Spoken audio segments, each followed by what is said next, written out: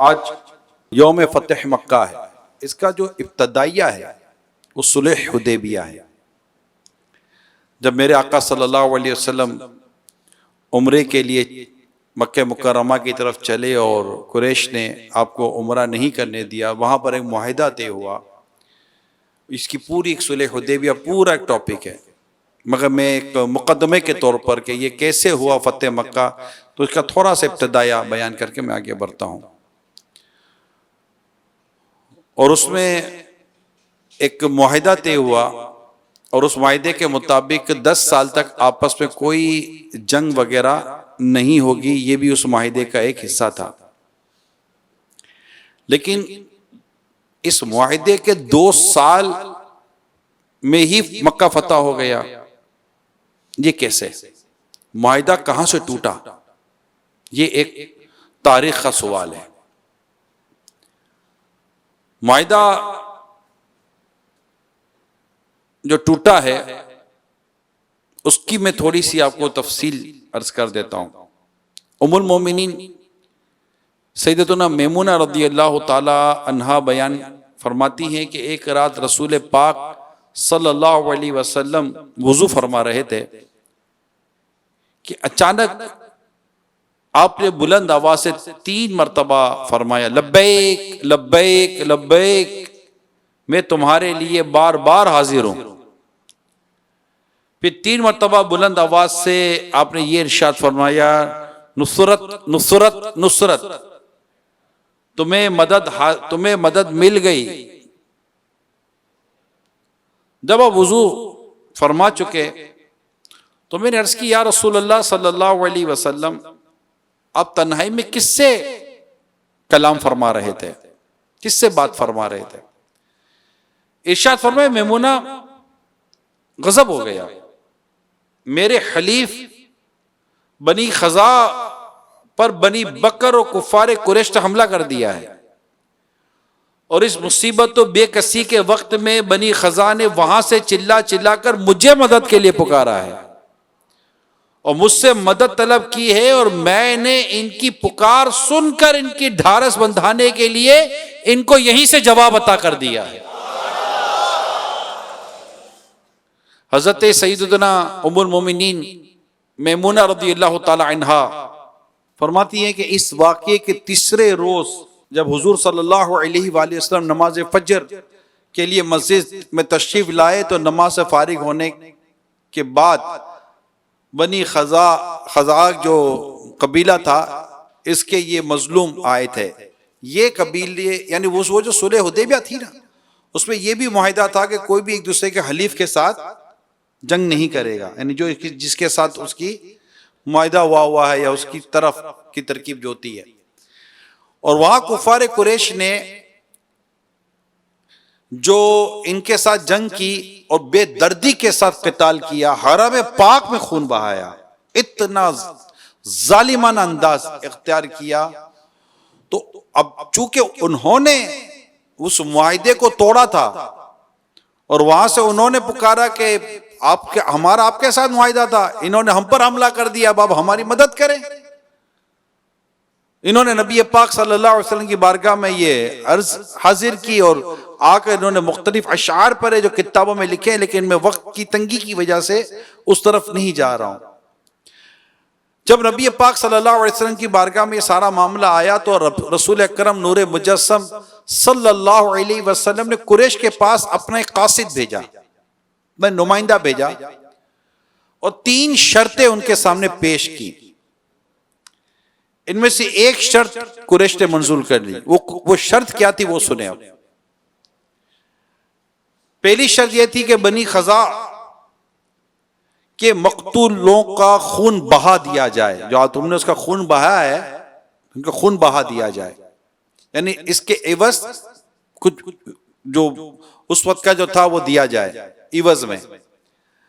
Number 2، قریش قبیلہ بنی بکر کی حمایت سے الگ ہو جائیں، جس کے ساتھ مل کر تم نے یہ قتل و غارت گیری کی تھی، ان سے تمہیں الگ ہونا پڑے گا۔ اور تیسرا یہ ہے کہ اعلان کر دیا جائے کہ حدیبیہ کا معاہدہ ٹوٹ گیا۔ تمہارے پاس 3 صورتیں ہیں، تینوں میں سے کسی ایک کو اختیار کر لو۔ نبی پاک صلی اللہ علیہ وسلم کے نمائندے قاصد نے جب یہ تینوں شرطیں پیش کی تو قریش کی طرف سے قرطہ بن عبد عمر نے جو ان کا نمائندہ بن کر آگے بڑھا کہا نہ ہم مقتولوں کے خون کا معاوضہ دیں گے، اس کو خون بہا کہا جاتا ہے، نہ اپنے حلیف قبیلہ بنی بکر کی حمایت چھوڑیں گے، ہاں تیسری شرط ہمیں منظور ہے اور ہم اعلان کرتے کہ حدیبیہ کا معاہدہ ٹوٹ گیا۔ اب قاصد تو ایک پیغام لے کر چلا گیا، وہاں قریش کو یہ جواب کے بعد تشویش شروع ہو گئی کہ یہ جو تم نے جواب دے دیا اس سے تو مطلب عجیب ہو گیا۔ تو انہوں نے اپنا نمائندہ مدینہ منورہ کی طرف بھیجا تاکہ وہ جو معاہدہ ہے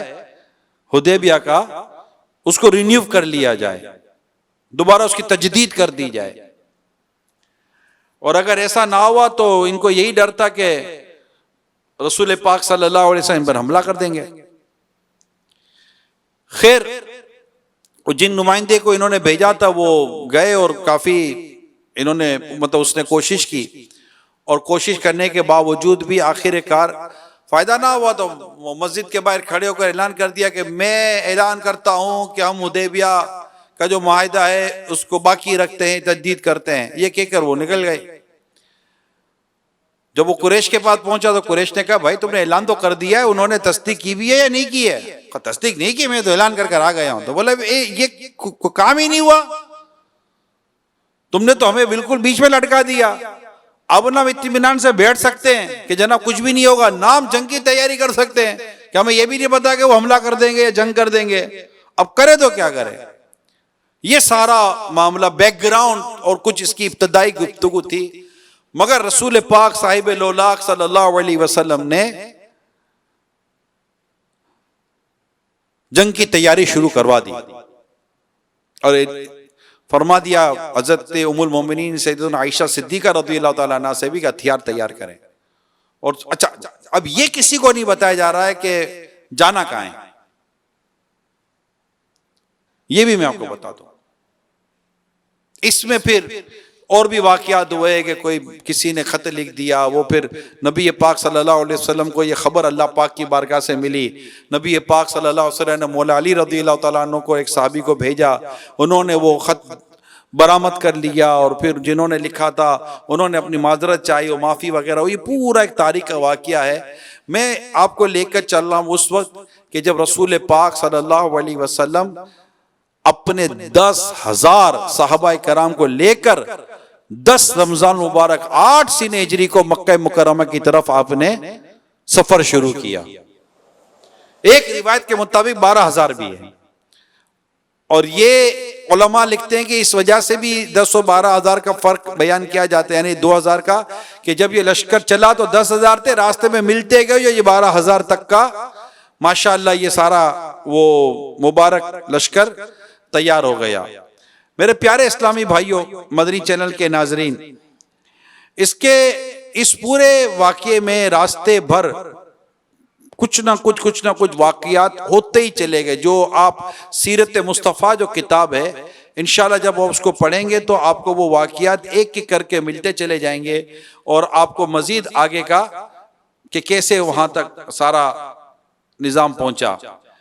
میرے آقا صلی اللہ تعالی علیہ وآلہ وسلم مکہ مکرمہ کی سرزمین پر جب آپ جلوہ فرما ہوئے تو حکم دیا کہ میرا جھنڈا مقام حجون کے پاس گاڑا جائے۔ حضرت خالد بن ولید رضی اللہ تعالیٰ عنہ کے نام فرمان جاری فرمایا کہ وہ فوجوں کے ساتھ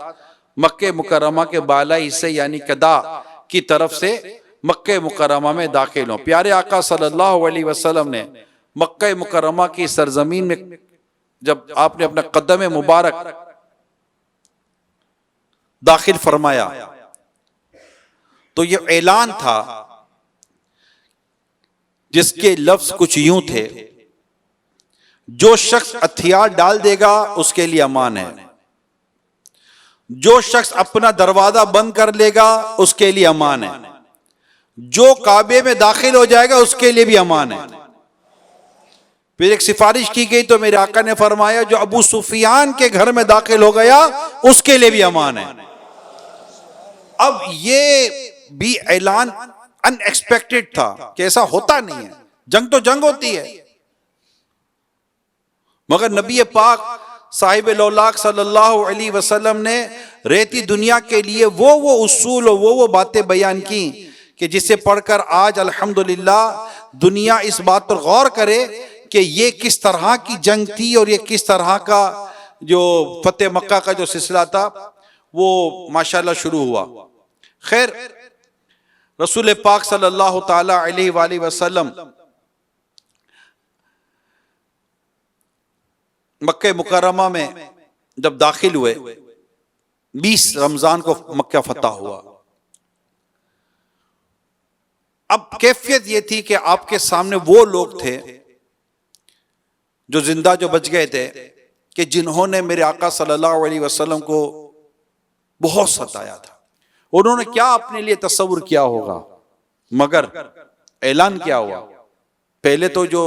ارشاد فرمایا وہ کچھ یوں تھا، بولو تم کو کچھ معلوم ہے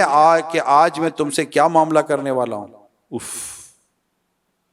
یہ کلام سن کر جو لکھا ہے کہ اس دہشت انگیز و خوفناک سوال سے مجرمین حواس باختہ ہو کر کانپ اٹھے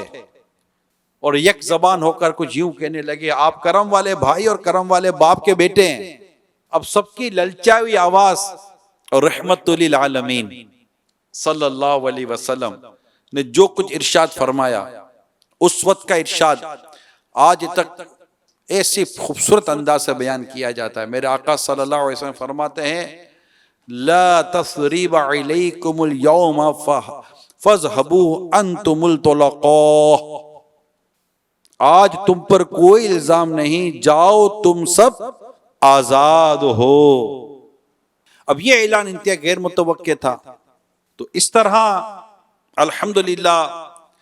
نتیجہ یہ نکلا کہ کئی کفار کلمہ پڑھ کر مسلمان ہو گئے۔ ایک اور بڑی عجیب اور حیرت انگیز بات یہ ہوئی کہ جو صحابہ کرام ہجرت کر کے مدینہ منورہ تشریف لے گئے تھے، ان کی جائیدادیں، ان کے مال اسباب، جانور، دکانیں، مکان سب وہیں تھے مکہ مکرمہ میں، تو یہ ان پر قبضہ کر چکے تھے۔ اچھا، اب ہونا تو ہی چاہیے کہ ان کے چیزیں ان کو واپس دلا دی جاتی، مکہ تو فتح ہو گیا کہ بھائی جو ان کی چیزیں تھی وہ ان کو دے دی جاتی، مگر پیارے آقا صلی اللہ تعالی علیہ وسلم کے انداز مبارک پر قربان جائیں، نبی پاک صلی اللہ علیہ وسلم نے اپنے مہاجرین صحابہ کرام علیہم رضوان کو حکم ارشاد فرمایا وہ اپنی کل جائیدادیں خوشی خوشی مکے والوں کو ہبہ کر دیں۔ یعنی کمال کی بات ہے، ناظرین، مدنی چینل کے ناظرین حاضرین سارے غور کریں، کمال کی بات ہے۔ نمبر 1، جو ہتھیار نہیں اٹھائے گا امان ہے، جو اپنے گھر میں رہے گا امان ہے، جو حرم پاک مسجد کا امان ہے، جو ابو سفیان کے گھر میں داخل ہو گیا امان ہے۔ یہ کون اعلان کرتا ہے بھائی؟ اور اس کے بعد لا تثریب علیکم اليوم، عام معافی کا اعلان ہو گیا، آزادی کا اعلان ہو گیا۔ صرف اتنا نہیں ہوا، پھر یہ ہوا کہ جو ان کے ساز و سامان جن کو یہ قبضہ کر کے بیٹھے ہوئے تھے صحابہ کرام علیہم رضوان، ان کی عقیدت، ان کی محبت اور ان کے عشق رسول پر قربان جائیں کہ نبی پاک صلی اللہ علیہ وسلم نے فرمایا کہ یہ سب انہیں ہبہ کر دو، تحفے میں دے دو۔ تو یہ صحابہ کرام علیہم رضوان جو مہاجرین تھے، جو خود ان میں کئی ایسے صحابہ تھے اور ان میں کئی ایسے لوگ ہوں گے جنہوں نے ان کے پر صحابہ کرام پر ظلم و ستم کی آندیاں ڈھائی ہوں گی، اور آج یہ اپنا مال جائیداد بھی انہیں ہبہ کر رہے، تحفے میں دے رہے ہیں۔ کس کے کہنے پر؟ مصطفیٰ کریم کے ارشاد فرمانے پر۔ یہ تاریخی فتح اور یہ تاریخی انداز۔ فتح مکہ کے دوسرے روز بھی آپ صلی اللہ علیہ وآلہ وسلم نے ایک خطبہ ارشاد فرمایا جس میں حرم کعبہ کے احکام اور آداب کی تعلیم عطا فرمائی، حرم میں کسی کا خون بہانا، جانوروں کو مارنا، شکار کرنا، درخت کاٹنا، اذخر کے سوا کوئی گھاس کاٹنا حرام فرمایا، اور اللہ نے گھڑی بھر کے لیے اپنے رسول کو حرم میں جنگ کرنے کی اجازت دی، پھر قیامت تک کے لیے کسی کو حرم میں جنگ کی اجازت نہیں ہے، یہ ارشاد فرمایا۔ اللہ پاک نے اس کو حرم بنا دیا ہے، نہ مجھ سے پہلے کسی کے لیے اس شہر میں خون ریزی حلال کی گئی، نہ میرے بعد قیامت تک کسی کے لیے حلال کی جائے گی۔ اللہ اللہ۔ تو میرے پیارے اسلامی بھائیوں اور مدنی چینل کے ناظرین، فتح مکہ کے تعلق سے میں نے چند ایک مدنی پھول آپ کو بیان کیے۔ پیارے آقا صلی اللہ علیہ وآلہ وسلم کا کمال درگزر، معاف کرنا، یہ آپ کے سامنے رکھا، اور اسلام کی ایک بڑی خوبصورت تصویر سامنے رکھی۔ آج اللہ ہمارے حال پر رحم فرمائے، آج کہیں جنگ ہوتی ہے تو کیا تباہی نہیں آتی، مگر نبی پاک صلی اللہ علیہ وسلم جب مکہ مکرمہ کو فتح کر رہے ہیں، اور جس انداز سے فتح کر رہے ہیں، یہاں تو قبضہ کر لیا جاتا ہے جگہوں کا، جس قوم کو فتح کیا جاتا ہے تو جو فاتح ہوتے ہیں، یعنی جو غالب آ جاتے ہیں، جو جنگ جیت جاتے ہیں، وہ ہارے وہ کی جائیدادوں پر قبضہ کر لیتے ہیں، ان کو غلام بنا لیتے ہیں، ان کو در در کی ٹھوکروں پر مجبور کر دیتے ہیں۔ لیکن اسلام کی خوبصورتی دیکھیے، رسول پاک صلی اللہ علیہ وسلم کے اخلاق دیکھیے، اور رہتی دنیا تک کا یہ پیغام ہے کہ لاؤ، اگر کوئی اس طرح کا فاتح ہے تو لاؤ، اور نہ کوئی لایا ہے نہ کوئی لا سکے گا، کہ ارباب نظر کو کوئی ایسا نہ ملے گا، بندے بہت مل جائیں گے پر آقا نہ ملے گا، تاریخ اگر ڈھونڈے گی ثانی محبت، ثانی تو بڑی چیز ہے، سایہ نہ ملے گا۔ تو آقا جیسا نہ کوئی تھا، نہ ہے، نہ اب کبھی ہوگا، ہو ہی نہیں سکتا۔ تو جو مثال اور جو ماڈل رسول پاک صلی اللہ علیہ وسلم نے ماشاءاللہ ہمیں عطا کر دیا، اللہ کرے کہ یہ اتنا عام ہو، اور اسلام کی خوبصورت تصویر جب سامنے آتی ہے نا تو لوگ مسلمان ہو جاتے ہیں۔ عمل، معافی، درگزر، ایمانداری، امانت داری، دیانت داری، شرافت، یہ خوبصورت زندگی کے ایک ایسے اوصاف ہیں ایک مسلمان کے جو واقعیتاً متاثر کرتے ہیں۔ سچ بولے، دھوکہ نہ دے، یعنی لوگ متاثر ہو جاتے ہیں۔ ہمارے بدقسمتی سے ایک بات یہ مشہور ہے، غیر مسلم ہے، کافر ہے، دھوکہ دے دے، دھوکہ دے دے، یہ ہوتا ہے ہمارے ویسٹرن کنٹریز کے اندر۔ کافر کو بھی دھوکہ دینا جائز نہیں ہے۔ اخلاق اچھے ہوں گے تو کوئی مسلمان ہوگا نا، اور ہمیں اسلام اور دین کو پھیلانا ہے، نبی پاک صلی اللہ علیہ وسلم کی سیرت کو عام کرنا ہے، اور انشاءاللہ دعوت اسلامی کے ساتھ مل کر ہم انشاءاللہ دعوت اسلامی کے ساتھ مل کر دین کی دعوت کو عام بھی کریں گے، نیکی کی دعوت کو عام کریں گے، اور سنتوں کو بھی عام کریں گے انشاءاللہ۔